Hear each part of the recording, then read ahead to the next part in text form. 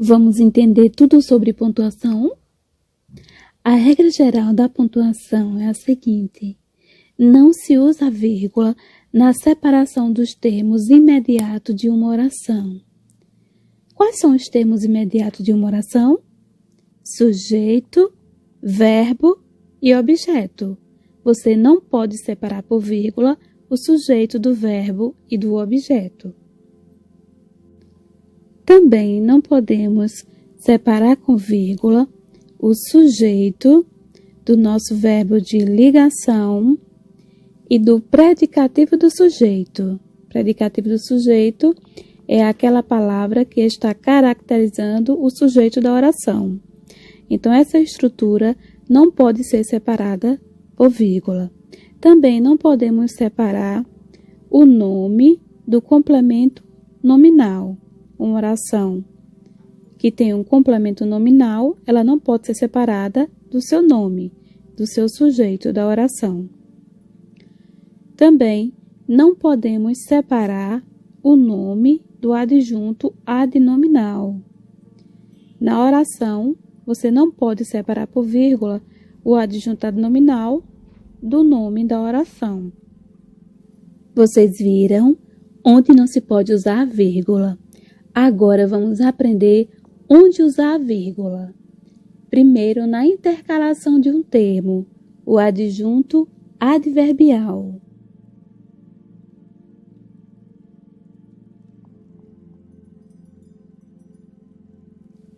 Nestes exemplos, o uso da vírgula se dá devido à intercalação de um termo.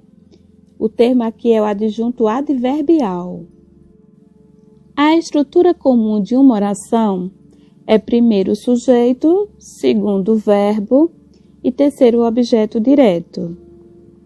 Observem que aqui a garota comprou um brinco na loja. A garota é o nosso sujeito. O verbo comprar é um verbo transitivo direto que exige um complemento, que é o objeto direto, um brinco. Na loja é o nosso adjunto adverbial. Quando eu quebro a ordem da estrutura desta oração, o adjunto adverbial deve ficar entre vírgulas. As vírgulas foram colocadas por causa da intercalação do adjunto adverbial. Quando você for escrever, deve ficar atento à estrutura da sua oração, para saber onde colocar ou não a vírgula. Expressões explicativas ou retificadoras, tais como isto é, a saber, ou seja, ou melhor, aliás, digo, entre outras. Toda vez que você usar uma dessas expressões, coloque entre vírgulas. No exemplo aqui, sairemos às 4, ou melhor, às 5. Observe que a expressão ou melhor é uma explicação que está retificando, ou seja, corrigindo o horário. Sempre que você tiver uma conjunção coordenativa, coloque uma vírgula separando a primeira oração da segunda oração. Observem, ele é um garoto honesto, portanto merece respeito. Se você entender de conjunções, pode construir um texto mais bem elaborado. Observe o exemplo abaixo, que eu mudei a estrutura da oração. Ele é um garoto honesto, merece, portanto, respeito.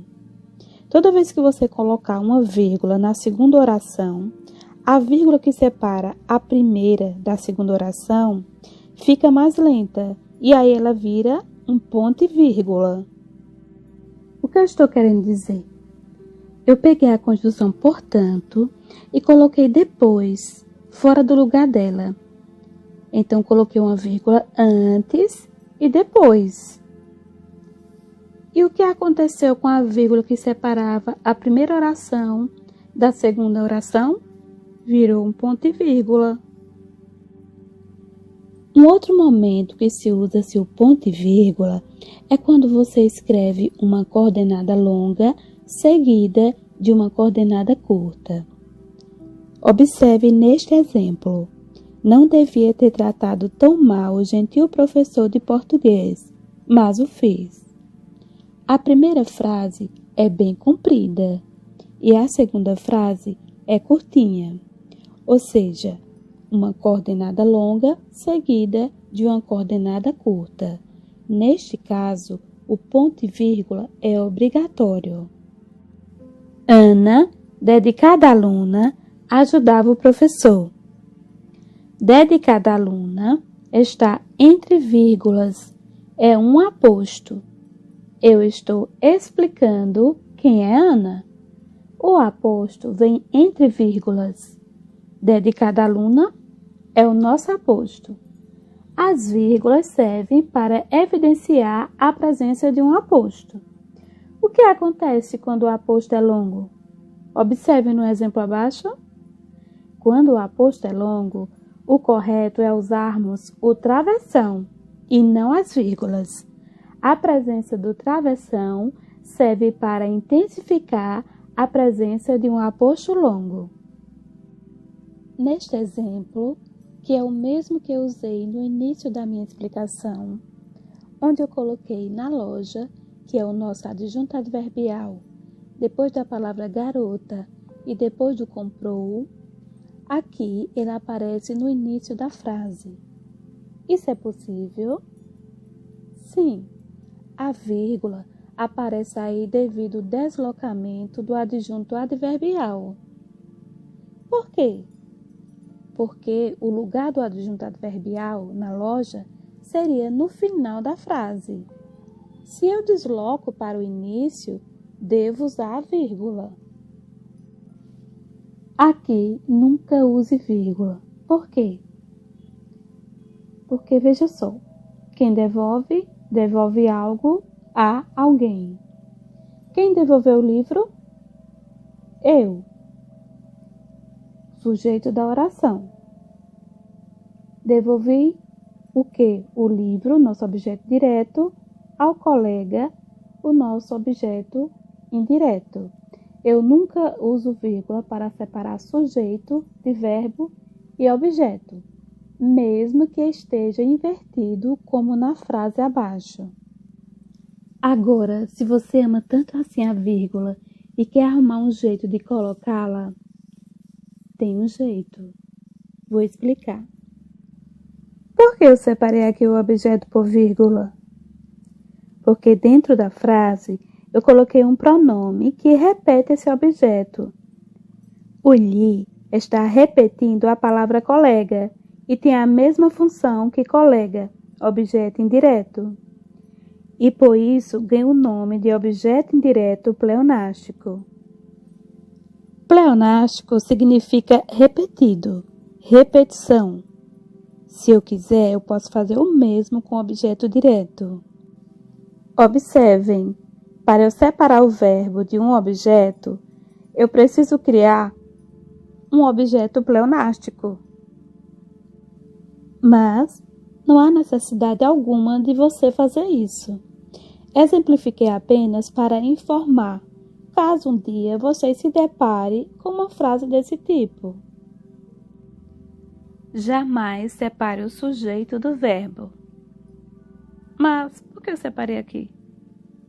É porque também existe uma maneira de separar o sujeito, fazendo um sujeito pleonástico. Aqui, eu usei um pronome para repetir a função do sujeito minha irmã.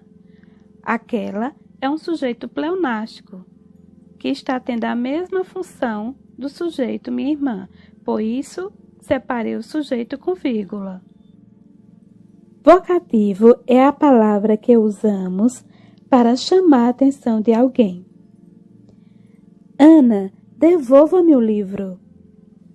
Ana aqui é o vocativo. E eu posso colocar Ana em qualquer lugar.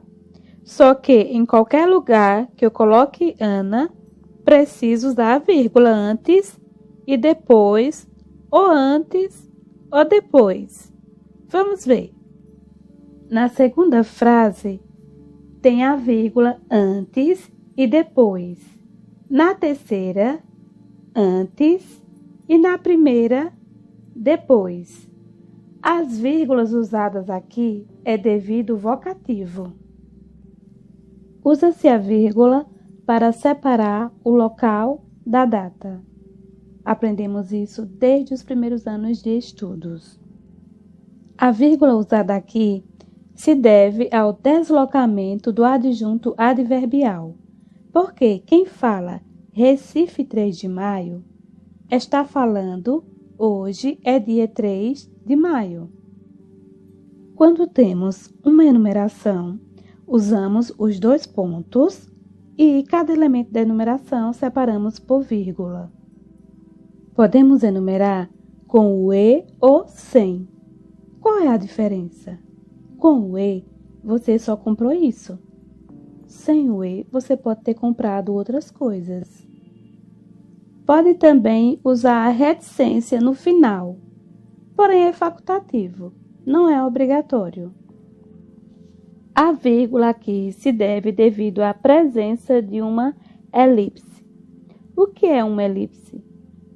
É esconder uma palavra. Alameda dos Anjos, 15. O que é que está escondendo aqui? O que é que está escondendo aqui? A palavra número. Alameda dos Anjos, número 15. E na segunda frase, aquela mulher, uma víbora. O que está escondendo? A palavra é. Aquela mulher é uma víbora. Compreenderam? Quando usamos a vírgula por conta da elipse? Você sabe o que é zeugma? Zeugma é esconder para não repetir. Observe aqui neste exemplo. Eu busco a sabedoria, ele busca o conhecimento. Aqui a vírgula existe para separar duas orações. Toda vez que você tirar uma palavra para não repetir, no lugar da palavra que você tirou, você deixa uma vírgula. E aquela vírgula que separava as orações vira um ponto e vírgula. A presença do ponto e vírgula se deve pela presença da zeugma. Quando eu tirei a segunda palavra busca e deixei a vírgula no lugar, provoquei o ponto e vírgula. A zeugma provoca a presença do ponto e vírgula. Vejamos outro exemplo. A abelha faz o mel, o padeiro faz o pão, a cozinheira faz a refeição. O que foi que eu fiz? Para não repetir faz várias vezes, eu substituí pela vírgula, que está destacada aqui de vermelho. Onde tinha vírgula, o que foi que aconteceu? Se transformou em ponto e vírgula, que eu destaquei de amarelo. A presença do ponto e vírgula se deve pela presença da zeugma. Acho que está dando para perceber o quanto é importante a pontuação para escrevermos corretamente. Acredito também que vocês notaram que o conhecimento de outros conteúdos de português são necessários para entendermos o uso correto da pontuação. Aprender um conteúdo ajuda a compreender o outro. No final, está tudo em harmonia. Até a próxima parte da aula de pontuação. Bons estudos!